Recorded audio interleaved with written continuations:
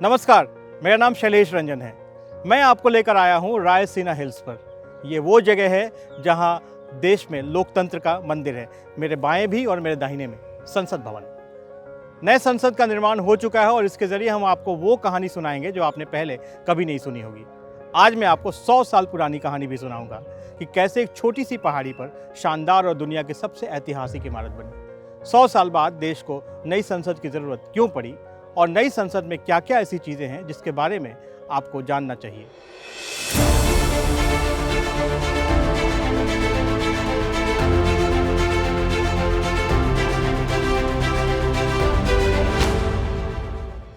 संसद के बनने से लेकर नए संसद के निर्माण की कहानी में आपका स्वागत है।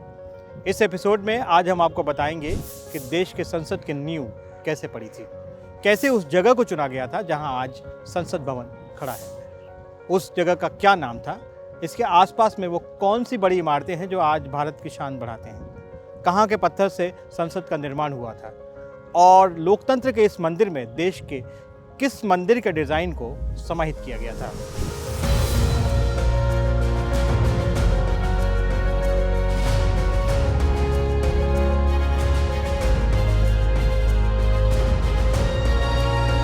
तो सबसे पहले बात दिल्ली की।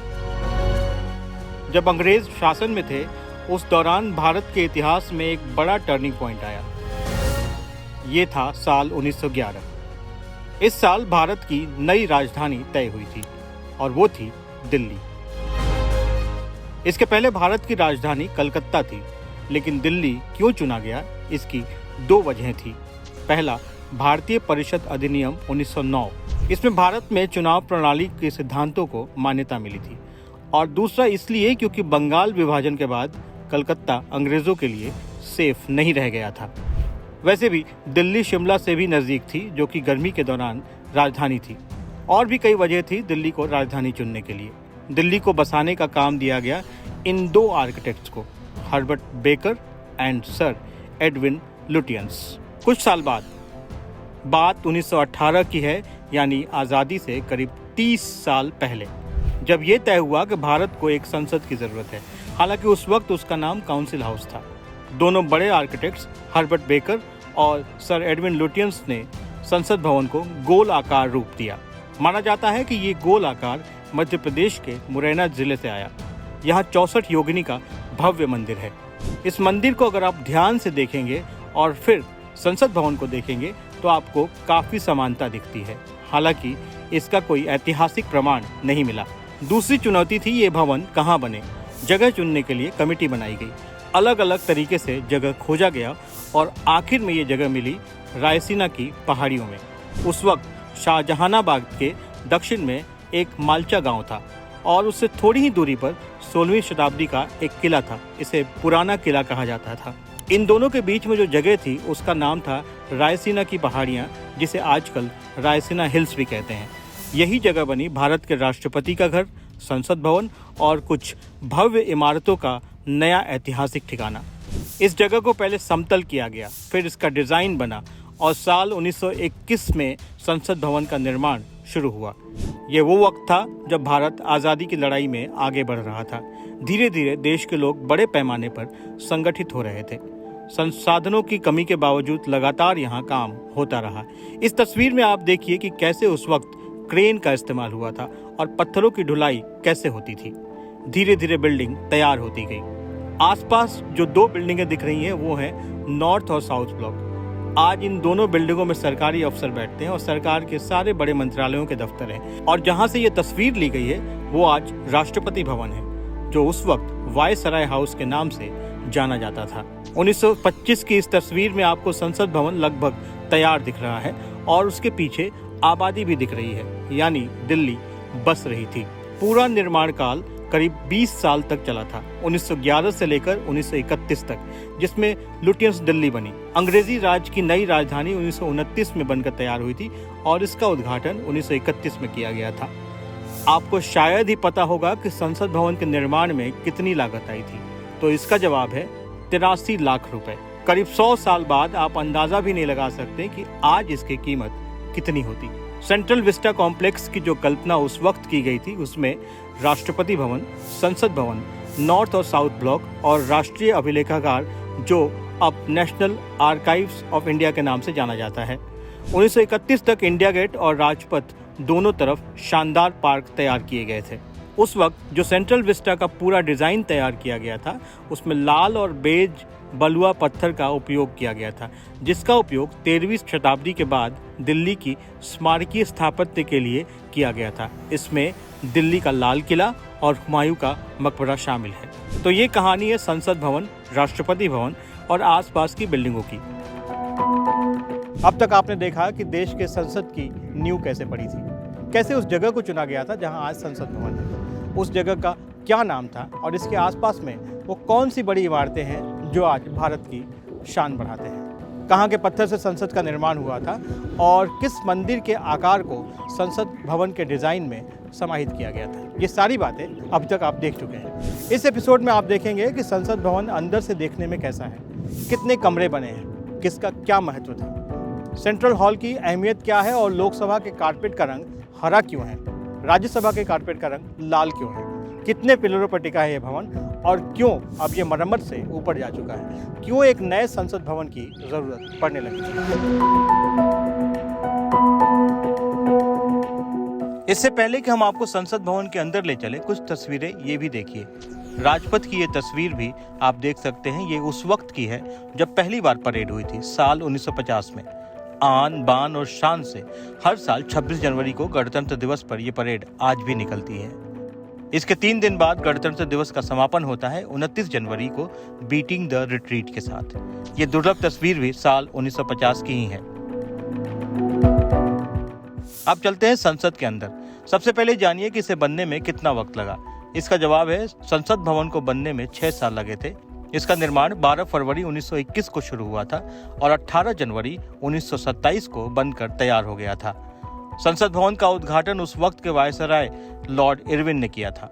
संसद का यह पूरा परिसर करीब 6 एकड़ की जमीन में फैला है। भवन में प्रवेश के लिए कुल 12 दरवाजे हैं और इसका जो सेंट्रल हॉल है वो संसद के बीचों बीच में है। इसका डायमीटर यानी एक कोने से दूसरे कोने की दूरी 560 फीट की है। संसद एक गोल बिल्डिंग है जिसके बाहरी भाग में 144 पिलर हैं। इसका डायमीटर यानी एक कोने से दूसरे कोने की दूरी 560 फीट की है। ये ठीक उसी तरह बना हुआ दिखता है जैसा कि मध्य प्रदेश के मुरैना में 64 योगिनी का भव्य मंदिर। पूरी संसद के निर्माण में लाल पत्थरों का इस्तेमाल हुआ है। संसद के भीतर में छज्जी और जालियों का जो इस्तेमाल हुआ है वो देश भर के कलाकारों के शानदार कला का नमूना है। संसद के भीतर में अलग अलग कमरे बने हैं जो लोकसभा के अध्यक्ष, राज्यसभा के सभापति के दफ्तर हैं, प्रधानमंत्री, कई मंत्रियों के कमरे हैं, साथ में राजनीतिक दलों के भी कमरे हैं। इसके अलावा कई कमरों में छोटे छोटे कैंटीन भी हैं और प्रेस के लिए भी कमरा है। अंदर में स्टेट बैंक ऑफ इंडिया की शाखा और रेलवे का भी एक ऑफिस है। संसद भवन के अंदर 3 हॉल सबसे अहम है। सबसे पहले बात करते हैं सेंट्रल हॉल की। सेंट्रल हॉल ऐतिहासिक है। ये गोल आकार में है। आज़ादी से पहले इसका इस्तेमाल एक लाइब्रेरी के लिए हुआ करता था। इसी सेंट्रल हॉल में सत्ता का हस्तांतरण हुआ था, यानी ब्रिटिश हुकूमत ने भारत को सत्ता के दस्तावेज यहीं सौंपे थे। ये 15 अगस्त 1947 की ऐतिहासिक तारीख थी। बाद में ये कॉन्स्टिट्यूएंट असेंबली के लिए इस्तेमाल हुआ। भारत के संविधान का मसौदा भी यहीं तैयार हुआ था। भारत का संविधान 2 साल 11 महीने और 18 दिन में बनकर तैयार हुआ था। देश की सुप्रीम कोर्ट की नई बिल्डिंग बनने तक सेंट्रल हॉल से ही अदालत चलती थी। सेंट्रल हॉल में ही अभी ज्वाइंट सिटिंग होती है या फिर किसी दूसरे देश का कोई अध्यक्ष भारत की संसद को संबोधित करता है तो वो इसी जगह पर करता है। संसद सत्र की शुरुआत भी इसी जगह से होती है जब राष्ट्रपति दोनों सदनों को संबोधित करते हैं। दूसरा बड़ा हॉल है लोकसभा। लोकसभा कुल 446 स्क्वायर मीटर में फैला है और इसमें करीब 550 सांसदों के बैठने की जगह है। हालांकि संविधान में प्रावधान है कि लोकसभा में अधिकतम 552 सांसद हो सकते हैं। इसका फ्लोर का रंग हरा है। ऐसा इसलिए क्योंकि भारत एक कृषि प्रधान देश है। सांसद जमीन से जुड़े होते हैं, ये इसका प्रतीक है। रूलिंग पार्टी हमेशा दाहिने साइड में बैठती है और विपक्ष बाएं साइड में। पहली लोकसभा 17 अप्रैल 1952 को आई और हर 5 साल में चुनाव के बाद इसके सदस्य बदलते हैं। लोकसभा के सदस्यों की संख्या 545 होती है, जिसमें 2 मनोनीत होते हैं, यानी 543 सांसद हर 5 साल पर चुनकर आते हैं और 272 के आंकड़े वाली पार्टी सरकार बनाती है। इसी तरह राज्यसभा के फ्लोर का रंग लाल होता है। लाल रंग इसलिए क्योंकि ये आज़ादी के दौरान दी गई कुर्बानियों को याद करता रहे। इसमें कुल 250 सांसदों के बैठने की जगह है और यहाँ बैठने की व्यवस्था वैसी ही है जैसे कि लोकसभा में, यानी सत्ता पक्ष दाहिनी ओर और विपक्ष बाईं ओर। 3 अप्रैल 1952 को राज्यसभा अस्तित्व में आई और राज्यसभा कभी खत्म नहीं होती है।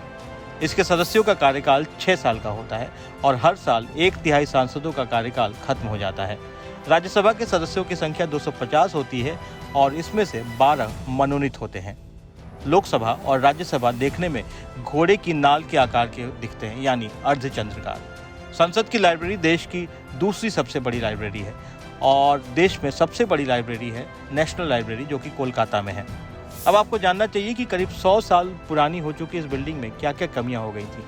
लोकसभा में 545 सांसदों की संख्या 1971 के जनगणना के आधार पर है और 2026 के बाद इस संख्या में बढ़ोतरी हो सकती है। दूसरा, सेंट्रल हॉल में सिर्फ 440 लोग ही बैठ सकते हैं, लिहाजा यहाँ उनका बैठना संभव नहीं था। संयुक्त सत्र के वक्त सांसदों को बैठने में काफ़ी दिक्कत होती है और कभी कभी तो जगह भी नहीं मिलती। इसके अलावा सांसदों को बैठने के लिए जो जगह थी वो काफ़ी संकीर्ण हो चुकी हैं और काफ़ी चीज़ें टूट चुकी हैं, जिसका मरम्मत करना संभव नहीं हो पा रहा है।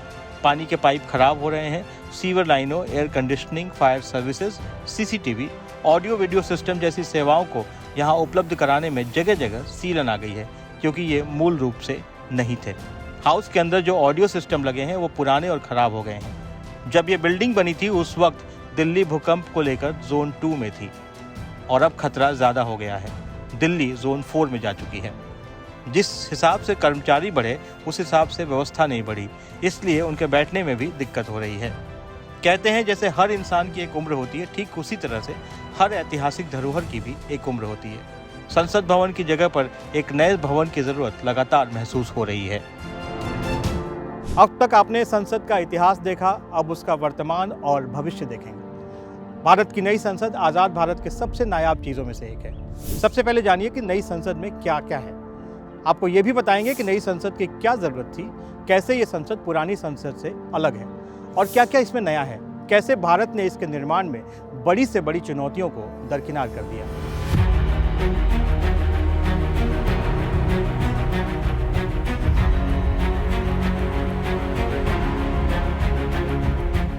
नई संसद भवन पुरानी संसद भवन के ठीक बगल में है। तस्वीरों में आप देख सकते हैं कि दोनों संसद के बीच ज़्यादा दूरी नहीं है। नई संसद का निर्मित एरिया 64,500 वर्ग मीटर है और ये ऊपर से देखने में एक त्रिकोण दिखता है, यानी कि त्रिभुज। कहा जा रहा है कि 3 कोने होने की वजह से सारी जगहों के इस्तेमाल की योजना है। नई संसद बनने के बाद पुरानी और नई दोनों मिलकर एक साथ काम करेंगी। पुरानी संसद को नहीं तोड़ा जाएगा। नई संसद के बनने में करीब 2.5 साल का वक्त लगा। 10 दिसंबर 2020 में इसका शिलान्यास प्रधानमंत्री नरेंद्र मोदी ने किया था और 28 मई 2023 तक ये बनकर तैयार हो गया है। सबसे पहले बात करते हैं लोकसभा की। नई लोकसभा पुरानी लोकसभा से काफ़ी बड़ी है। इसमें एक बार 552 की जगह 888 सांसद बैठ सकते हैं। इस सदन का थीम रखा गया है राष्ट्रीय पक्षी मोर। अगर आप ध्यान से देखेंगे तो इसकी बनावट में आपको मोर के पंख की खूबसूरती दिखेगी। इसके फ्लोर का रंग हरा है, जो बताता है कि भारत एक कृषि प्रधान देश है और सांसद जमीन से जुड़े हुए हैं। ठीक इसी तरह राज्यसभा में 245 की जगह 348 सांसदों के बैठने की जगह है। इस हॉल को राष्ट्रीय फूल कमल की तरह डिजाइन किया गया है। इसे अगर आप ध्यान से देखेंगे तो आपको कमल का फूल दिखाई देगा। इसके फ्लोर का रंग लाल ही है, जो देश के शहीदों के बलिदान के प्रतीक है। अब बात करते हैं सेंट्रल हॉल की। नई संसद में सेंट्रल हॉल नहीं है। राष्ट्रपति के अभिभाषण या कोई गणमान्य व्यक्ति अगर दोनों सदनों को संबोधित करते हैं तो वो लोकसभा में ही होगा। ऐसी स्थिति में सदन में 1272 लोगों के बैठने की व्यवस्था की गई है, जो मौजूदा सेंट्रल हॉल से करीब 3 गुना बड़ा है। इसके अलावा नई संसद में नया संवैधानिक हॉल जोड़ा गया है। तस्वीरों में आप देख सकते हैं ये भव्य और शानदार दिखता है। संसद की नई बिल्डिंग में आधुनिक और मॉडर्न इक्विपमेंट्स लगे हैं, जो संसद के कर्मचारियों के काम आएंगे। साथ में पूरे भवन में ऑडियो विजुअल की व्यवस्था की गई है। संसद में एक शानदार लाइब्रेरी भी है।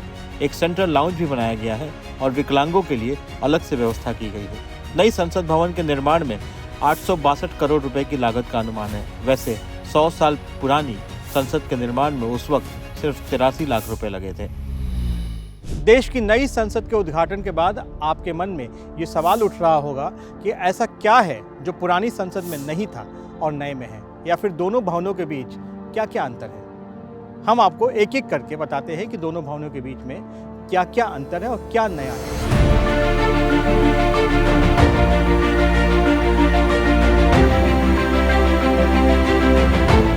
देश की नई संसद के उद्घाटन के बाद आपके मन में ये सवाल उठ रहा होगा कि ऐसा क्या है जो पुरानी संसद में था और नए में नहीं है, या फिर दोनों भवनों में क्या अंतर है।